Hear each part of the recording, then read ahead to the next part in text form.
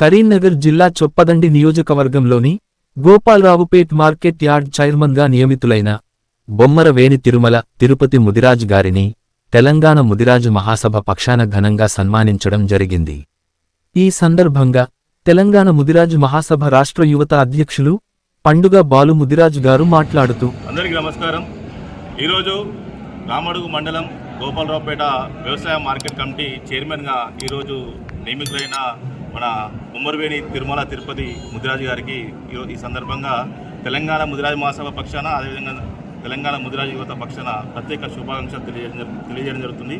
అదేవిధంగా బొమ్మరవేణి తిరుపతి గారు గతంలో కరీంనగర్ ఉమ్మడి జిల్లా యువత విభాగంలో జిల్లా ఉపాధ్యక్షులుగా కొనసాగడం జరిగింది.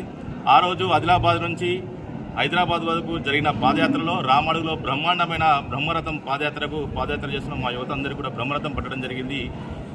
ఆ రోజు నుంచి ఈ రోజు వరకు కూడా ముదిరాజ్ సంఘంలో కానీ అదేవిధంగా ఆయన పనిచేస్తున్న కాంగ్రెస్ పార్టీలో కానీ నిర్విరామంగా కృషి చేస్తూ ఈరోజు ఇంతటి పదవి రావడానికి నిజంగా ఆ పదవి ఇచ్చిన సందర్భంగా చొప్పదండి ఎమ్మెల్యే మన మేడిపల్లి సత్యమన్న గారికి ప్రత్యేక కృతజ్ఞతలు తెలియజేస్తున్నాం.